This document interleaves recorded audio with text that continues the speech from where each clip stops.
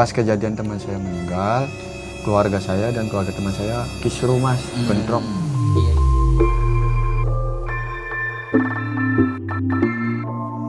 Assalamualaikum warahmatullahi wabarakatuh. Kembali lagi Nas di sini, dan kali ini saya ditemani dengan siapa Bang? Boleh diperkenalkan? Namanya M Khairul Iman. Iya, M Khairul Iman. Dipanggilnya? Dipanggilnya Heru. Panggilnya Heru. Panggilnya Heru sama aja kayak belok. Agak jauh, tapi ini sih agak mirip itu. Belok si jauh itu parah kan. M Khairul Iman, atau biasa dipanggil Heru, Bang Her itu kali ya. Iya bisa. Oh, iya bisa, Bang Her aja nih. Oke, dalam video kali ini kita akan ngobrol-ngobrol sama Bang Her yang mempunyai apa ya, cerita spiritualnya ya Bang ya.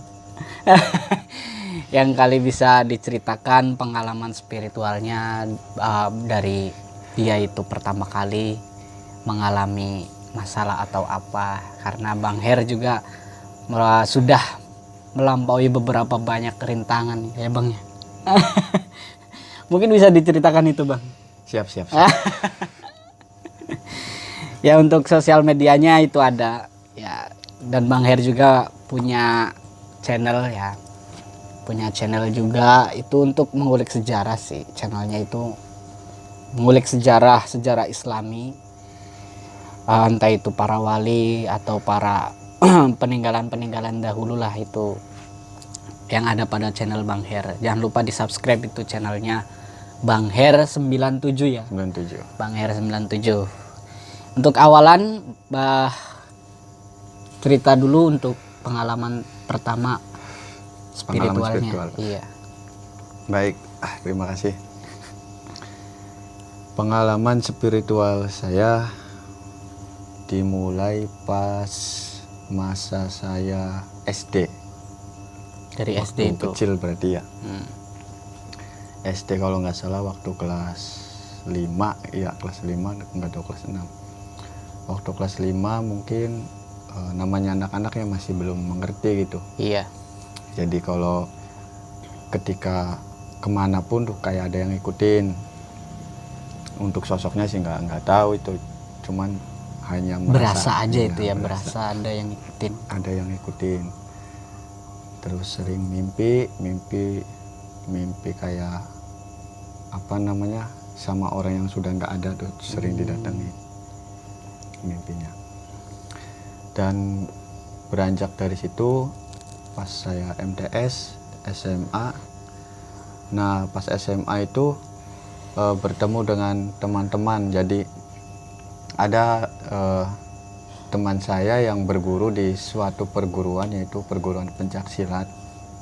Nah di dalam perguruan itu membuka banyak praktek gitu. Iya. Seperti perguruan praktek silat, terus pengobatan, kebatinan, dan amalan-amalan lainnya di dalam perguruan itu.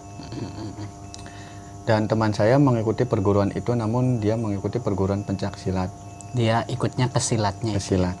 Nah, jadi ada 4 orang lah, 4 orang itu berguru pencak silat. Dan salah satu dari mereka itu ada yang berguru tentang kebatinan, tentang kebatinan. Dan yang berguru tentang kebatinan itu dia dikasih amalan sama pengurus, ya guru perguruan itu, dan dia bisa mendapatkan amalan itu. Terus dia mempraktekkan ke teman-temannya, ke teman-teman lain. Sering berkumpul dan ngobrol. Nah akhirnya di situ saya ikut berkumpul. Nah sama teman saya yang berguru itu, tepatnya itu di sebuah lapangan bola. Di lapangan itu ada 7 orang yang ingin belajar tentang kebatinan. Jadi ingin melihat setan gitu, melihat jin, setan. Terus? Dan awalnya saya masih belum percaya tentang hal-hal seperti itu, tentang hal mistis ataupun hal gaib. Cuman ada 5 orang yang sama teman saya itu dibuka matanya, cuman nggak bisa mendal lagi dan mendal lagi. Dan ada 2 orang, di 7 orang itu ada 2 orang yang berhasil kebuka, saya dan teman saya tuh. Nah, cuman itu nggak sengaja itu, karena sayanya nggak percaya dan tadinya nggak mau ikut. Pas kejadian itu saya kebuka Mata batinnya itu mata ya. batinnya. Cuman pas prakteknya waktu saya di lapangan itu biasa duduk. Nah, terus saya dipegang ini apa namanya, Bagian leher belakang. bagian leher belakang. Terus saya disuruh menenangkan pikiran sama menenangkan hati, mengkosongkan pikiran, tapi nggak suruh baca-baca pada saat itu. Ininya dipegang-pegang, terus yang terakhir si jidat kepala ini diusap-usap sama teman saya. Nah, pada saat saya belum buka mata, ketika pas jidat saya diusap-usap itu seperti ada pintu yang kebuka. Nah, nggak tahu 7 pintu, nggak tahu 9 pintu, itu yang saya lihat tuh. Yang ada di pikiran itu tuh. Waktu keadaan mata masih tertutup. Masih tertutup. Nah, pas pintu kebuka itu jebret sampai nggak tahu 7, nggak tahu 9 pintu, saya kurang ingat lagi. Di situ saya langsung melihat suasana, padahal itu kan jam 10 malam waktu di lapangan. Padahal jam 10 malam. Jam 10 malam, cuman pas itu kayak pintu kebuka, terasanya suasananya kayak jam setengah 6 sore. Kayak senja-senja gitu Kayak ya. senja, iya kayak sore. Padahal jam 10, jam 11 malam lah.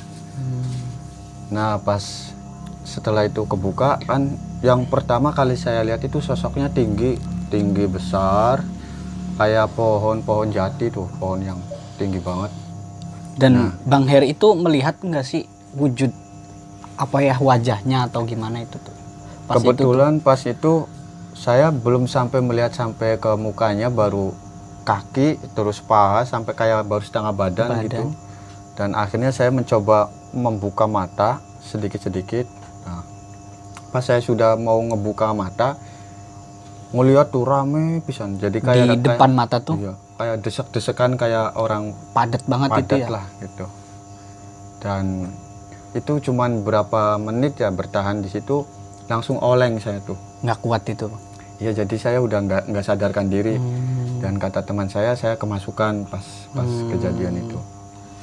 Ada yang masuk itu ke badan. Ada yang masuk ke badan saya. Terus lapangan kan besar tuh ya. Iya. Saya mengelilingi lapangan sampai 3 kali. Kayak Lari itu. Kayak apa ya?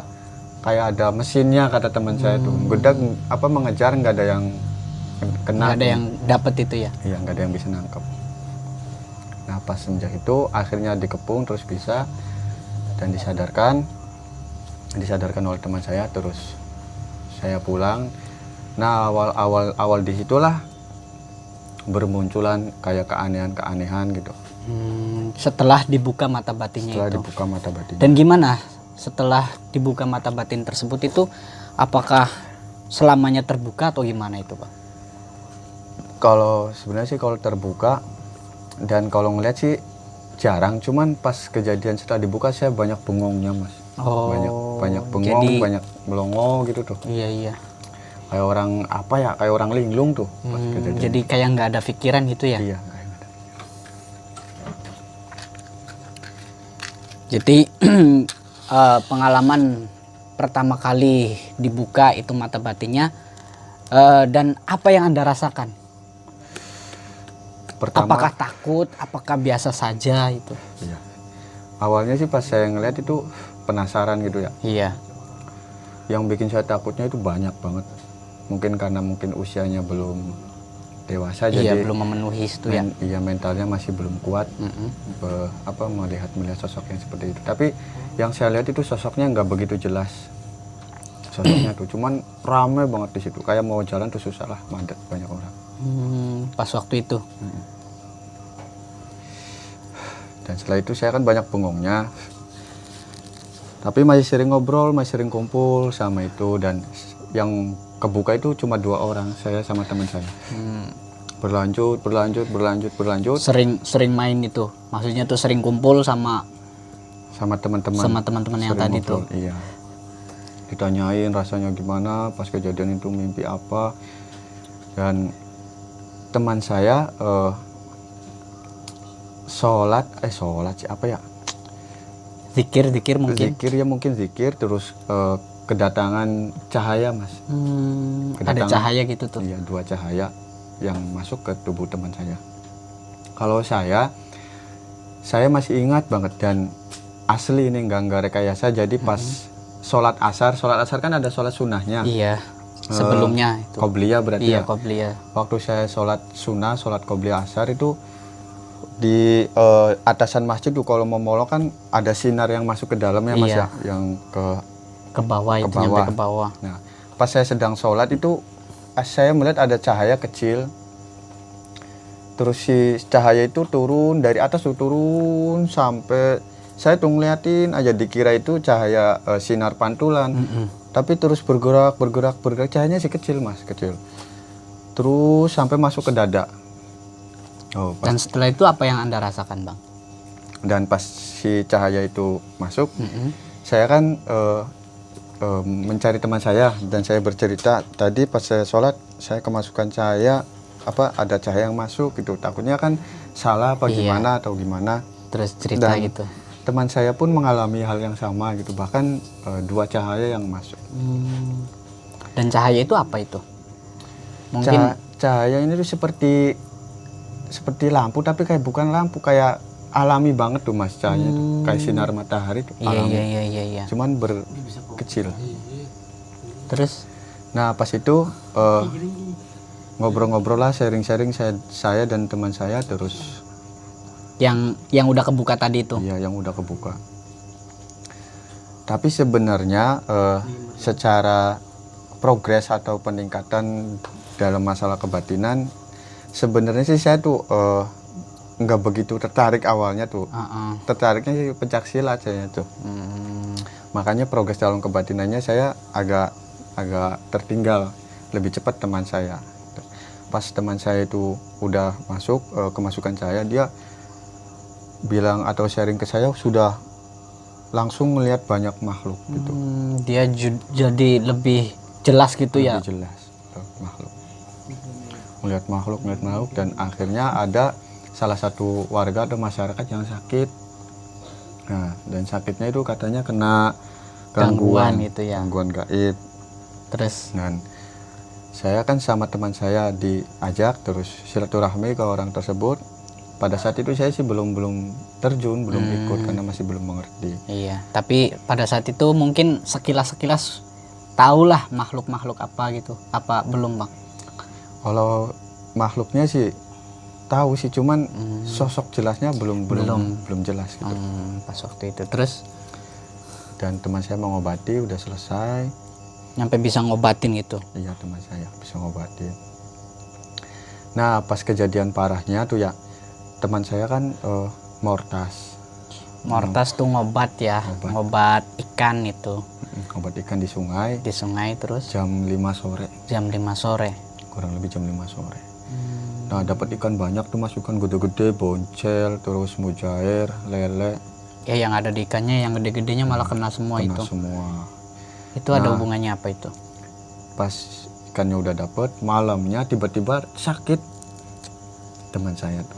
Si teman Mas Bang Her itu. Iya, teman saya sakit. Bahkan sakitnya langsung mendadak dan parah, terus dirawat ke rumah sakit pas itu. Karena mungkin ada yang ngebocorin atau ada yang ngomong ke orang tuanya bahwa sering ngobrol-ngobrol, sering ikut gerombal-gerombol lah, Iya, masalah ikut-ikutan kebatinan ya, gitu. kumpul-kumpul Iya, gitu. orang tuanya marah pas itu tuh. Sama Bang Her. Apa sama teman-temannya yang tadi? Iya, sama orang yang ngebocorin. Jadi marahnya bilang, yang mainan kayak gini, yang dolanan kayak gini tuh siapa aja, dipanggilin suruh kesini, datang semua suruh tanggung jawab. Padahal dianya sendiri gitu yang mau. Apa ajakan orang apa gimana? Enggak, itu dianya sendiri yang mau. Iya, padahal dianya sendiri yang mau gitu ya. Terus Cuman karena dilalahnya udah ada kejadian, terus orang tuanya marah, dia sakit, terus dipanggil, dan saya juga kepanggil, sama orang tuanya dipanggil. Dan di dalam kebatinan itu ada 4 orang. Saya, teman saya, dan 2 orang yang berguru di dalam perguruan. Dan 3 orang itu, dan teman saya kan lagi sakit. Saya dan 2 orang itu ke rumah teman saya yang sakit. Terus 2 orang yang ikut perguruan itu lepas tangan. Pas masuk ke dia rumah, nggak mau tahu gitu. iya, jadi kayak nggak tanggung jawab. Nah, pas kebetulan saya di situ, tiba-tiba tuh matanya lagi ngeblak banget tuh, Mas. Jadi kebuka langsung Kebuka. Terus saya pas pertama kali melihat itu di bagian samping perut teman saya tuh ada kayak gumpalan-gumpalan, kayak apa ya, kayak asap tapi hitam, tapi gerumbal cahaya kok apa ya, hitam pekat lah, tapi kelihatan itu. Dan dia merintih-rintih kesakitan pas itu. Belum sholat isya kejadian dia itu, dan tiba-tiba saya memberanikan diri ke kasurnya dia, terus saya pegang ini yang ada itu hitam-hitamnya, asap-asapnya itu. hitamnya. Pas saya pegang, tangan kayak sakit, Mas, kayak kesetrum loh. Yang Bang Her pegang itu. Iya. Terus jadi kayak saya tuh kayak ke bawah tuh. Iya. Pas saya megang, Kayak nyedot gitu ya. kayak nyedot. Kan saya kan panik, sedangkan saya nggak ngerti, jadi saya baca-baca sebisa saya, wirid, zikir, saya keluarkan semua. Pas saya fokus, mata ditutup, malah tiba-tiba kayak ada yang keluar dari tubuh saya itu, Mas. Jadi kayak keluar, terus tiba-tiba ada di depan rumahnya teman saya. Dan saya pada saat itu di depan rumah teman saya melihat ada 8 makhluk di situ tuh. Dia nungguin gitu. Nungguin. Apa jaga apa gimana itu? Itu makhluk yang dari sungai semua itu. Ada 8 makhluk. Itu mungkin karena mereka itu terganggu ya kali pas waktu di sungai tersebut. Iya, gara-gara. Dan dia bilang apa atau hanya diam saja? Cuman pas saat itu saya langsung tiba-tiba kembali lagi di diri saya, terus saya ambil, saya mengangkat itu yang hitam itu. Ternyata berat, kayak ada bebannya tuh, berkilo-kilo lah. Saya angkat sebisa mungkin, dan kebetulan tuh bisa saya ambil, Mas. Pas itu sudah keambil, tangan sakit semua, ini kayak udah capek lah, kayak habis ngangkutin beban berat gitu tuh. Padahal nggak ada itunya, bingung. Nah, pas kejadian itu saya keesokan harinya malah berbalik, Mas. Saya yang sakit. Keesokan harinya saya yang sakit. Jadi kayak makhluknya itu ini berani-berani nih anak kecil. Iya. Terus setelah Bang Her sakit itu gimana tuh dalam kondisi sakit itu? Dalam kondisi sakit saya luar biasa, Mas. Hampir setiap hari, bahkan dalam sehari saya sering kemasukan terus, kemasukan jin. Dan itu respon orang tua Bang Her itu gimana? Kan nggak tahu kan? Iya. Awalnya kan nggak tahu mereka itu. Awalnya orang tua saya nggak tahu, dan orang tua teman saya juga nggak tahu. Cuman karena diam-diam sih ya awalnya. Iya, awalnya diam-diam, dan kejadian bencana kayak gitu juga nggak tahu, nggak bakal, nggak ada dalam pikiran saya bakal seperti itu. Terus gimana pas Bang Her sakit? Pas saya sakit, saya itu dibantu sama hampir 12 kiai. 12 kiai dari penjuru daerah mana saja saya datangi. Karena emang udah fatal itu sebenarnya, ya udah parah. Iya. Jadi yang sakit tuh 2, jadi gantian tuh, Mas. Kalau saya kumat, dia sehat. Kalau dia kumat, saya sehat. Gantian. Hampir 1 tahun itu, Mas. 1 tahun. Hampir parah diganjar seperti itu awal-awal saya. Cuman ya pas terakhir saya paling parah tuh ya jam 10 pagi. Jam 10 pagi. Nggak tahu, kayaknya sih hari Sabtu, kayaknya masih ingat.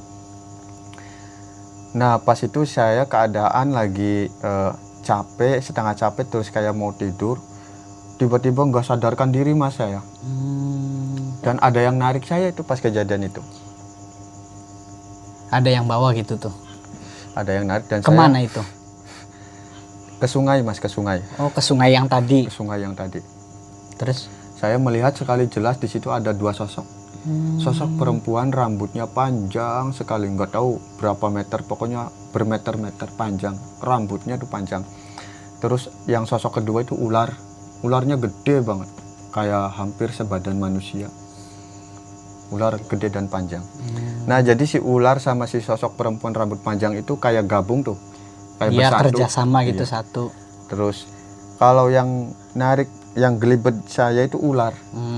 Pas waktu sakit itu. Jadi si itu tuh kayak sambungan tuh, si rambut sama si ular tuh sambungan sampai ke sungai.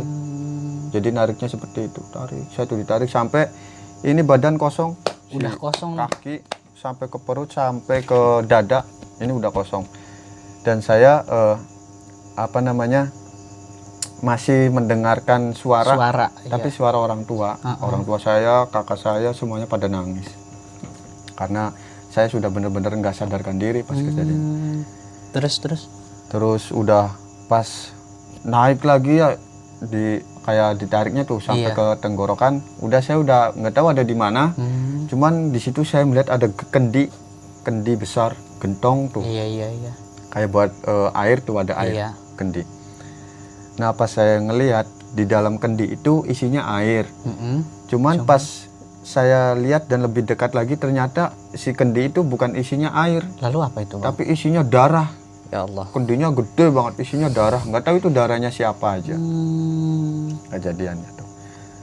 Nah terus mungkin ya yang kuasa masih memberikan pertolongan. Ada salah satu kiai di Buntet Pesantren. Pada saat itu beliau sedang naik motor, mau ke arah Kulon, mau beli manuk, nggak tahu beli apa. Dan tiba-tiba si motornya Pak Kiai itu belok sendiri ke rumah saya. Belok sendiri tuh? Tanpa disadari sampai pengen jatuh beloknya. Dan Pak Kiainya pun sumpah-sumpahan dan demi Allah pakainya. Ini benar-benar real dan nyata. Itu pas kejadian itu Pak Kiainya kan heran. Tiba-tiba motor langsung belok spontan gitu. Ada apa ke rumah saya? Terus Pak Kiai datang. Dan orang tua saya bilang minta tolong, ini anak saya udah nggak sadarkan diri. Dan kebetulan Pak Kiainya lagi membawa benda-benda ini peninggalan dari sesepuh-sesepuh beliaunya tuh. Kebetulannya tuh lagi bawa benda. Tiba-tibanya tuh. Terus kata orang tua saya, bendanya dikeluarin, terus Pak Kiai minta air, baca-baca doa, dan disitulah Pak Kiai perang.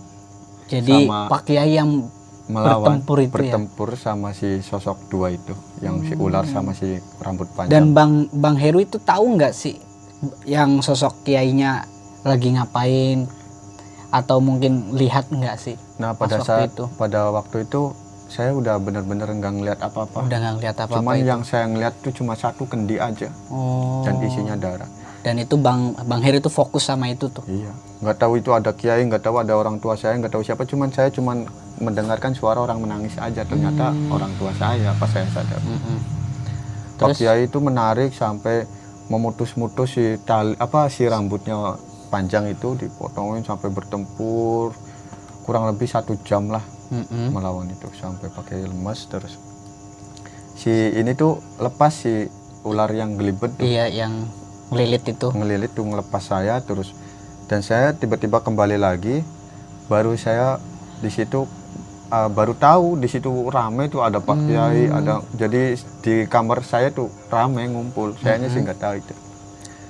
Terus mungkin kalau nggak ada Pak Kiai saya udah nggak ada, asli udah nggak tahu dibawa kemana.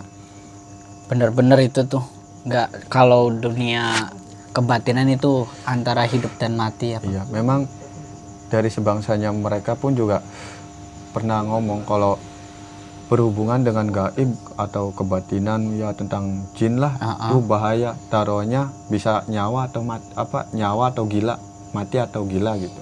Itu barangkali teman-teman ya. Kalau dunia kebatinan emang kejam karena mereka kan lebih kejam ya Bang ya. Iya. Dan setelah itu gimana itu Bang? Setelah kembali semuanya itu. Dan setelah saya sadar, saya sakit 1 bulan, setengah bulan. Saya dirawat di rumah sakit Tiar. Karena peredaran darahnya nggak lancar.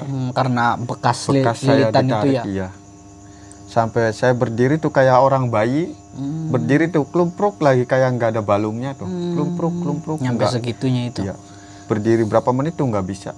Akhirnya saya dirawat di rumah sakit. Terus dikasih vitamin, dikasih apalah.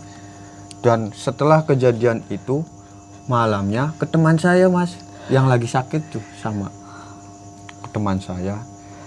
Cuman ya mungkin orang tuanya ikhtiarnya belum total, atau mungkin udah total, atau mungkin ya udah takdir ya. Iya. Dan apa namanya, pas ke teman saya sampai meninggal. Teman Itu saya yang satunya itu. udah meninggal sekarang. Jadi setelah ngarah ke Bang Her dan gagal karena ada kiai pas Ada Pak itu, Kiai. ada Pak Kiai lalu pindah. Pindah ke teman saya. Karena yang sakit itu ada 2 waktu itu, saya dan teman saya. Dan yang sosok yang masuk ke tubuh saya itu pernah ngucap, Mas. 2 orang ini ada salah satu yang akan gak selamat, katanya begitu. Yang sempat masuk ke tubuh tuh. Walaupun misalkan dua-duanya selamat, ada salah satu yang bakal gila. Karena ucapan dia yang awal yang tadi ya. Kalau bermain kebatinan jangan harap. Parah. Terus Nah, pas sebelum teman saya meninggal, terus sebelum saya apa namanya, jam 1 itu saya merasa kayak mau kumat lagi tuh, Mas. Badan udah kayak gemeteran lagi, sampai HP tuh masih saya buka kontak HP. iya. Semua kontak teman saya jauh dekat saya share, saya minta maaf dan saya minta pangapura karena takut saya udah akan pergi gitu tuh, Mas. Udah panik saya, tapi orang tua nggak tahu pas kejadian itu. Itu setelah Anda kembali lagi kan ya? Iya. Pak Kiainya sudah pulang kan ya? Iya, sudah pulang dan saya juga sudah sembuh pas itu. Terus Cuman itu malam jam 1 datang lagi. udah kerasa itu. Udah kerasa gemeteran lagi, udah keringet panas dingin lah. Udah Terus? kayak takut, saya langsung megang HP minta maaf lah ke Iya. teman-teman gitu. Cuma sampai ada teman saya yang kan saya masih ada catatan hutangnya, Mas, namanya Iya. manusia gitu. Sampai tolonglah ada catatan ini, catatan hutang gitu. saya gitu. Ke ini nanti dibuka HP-nya gitu. Sampai teman sayanya kan panik, kamu kenapa gitu. Iya. Pastinya Saya orang. udah takut banget lah. Pas jam 4, jam setengah ya mendekati subuh, Gitu ya. itu ada siaran di masjid, Pengumuman gitu. pengumuman orang meninggal. Dan pas lagi siaran innalillah itu, saya tiba-tiba langsung tek ke teman saya, Mas. Kepikirannya langsung. Pikiran saya tuh Tanpa disadari itu. tanpa disadari itu. Dan ternyata benar itu langsung disebut. Wah, saya nangis di situ. Bangunin orang tua, Pak, itu yang teman saya yang sakit. Ya Allah, ya katanya tuh. Dan setelah kejadian itu gimana Bang? Apakah si makhluk yang tadi itu masih mendekati Bang Her atau pergi itu? Makhluknya masih ganggu, Mas. Masih. Luar biasa itu. Dan pas kejadian teman saya meninggal, keluarga saya dan keluarga teman saya kisruh, Mas, bentrok iya, gara-gara masalah itu. Jadi kan Ada tersinggungan gitu ya. miskom, jadinya pihak keluarga teman saya kurang suka sama keluarga saya. Jadi malah keluarga teman saya yang ibunya itu bilang, tuh kan J, anak kamu mah selamat sih, anak saya yang nggak ada. Sampai bilang kayak gitu. Ibu saya kan nangis langsung pulang ke rumah waktu posisi lagi ngelayat. Terus ibu saya nangis, dibilang gini, ya udah sabar itu lagi ditimpa musibah lah, Mas. Pas lagi berhubungan dengan gaib itu. Iya. Musibahnya luar biasa. Terus pas itu saya sama orang tua saya nggak boleh ngelayat, nggak boleh ngeliat, nggak boleh baca-baca, karena takut nantinya bentrok lagi, kata orang tua saya. Orang ibu saya aja itu, apalagi saya datang pasti nantinya ribut. Jadi udah doain dari rumah juga nggak apa-apa, nyampe nanti nunggu disolatin aja. Nah pas dibawa udah saya tuh nangis terus ya, sampai ke masjid disolatin. Pas selesai sholat, pas saya assalamualaikum ngelihat di luar masjid rame, Mas. Orang pakainya putih semua. Iya. Kayak ada apa ya, kayak sosok apa yang kayak orang baik banget tuh yang Iya. jadi kayak pada nungguin semua tuh. Yang pakaian putih semua. Apakah berjubah itu? Berjubah putih. Berjubah ya. Tapi mukanya tuh nggak kelihatan. Pakaiannya aja putih rata, kayak santri tuh. Iya. Kayak pada ini datang. Terus Saya ikut bawa itu gotong itu juga cepet, Mas, ekspres. Jadi cepet banget cepet itu jalannya banget, ya. gitu kayak nggak kerasa, kayak nggak bawa beban apa itu pas saya bawa. Ikut bawa itu. Ikut bawa cepet banget. Nah udah selesai itu berlanjut lagi, masalah datang lagi. Terus ada salah satu, saya datang ke Kiai 2 di Kiai Gedongan, namanya datang ke sana mau menuntaskan.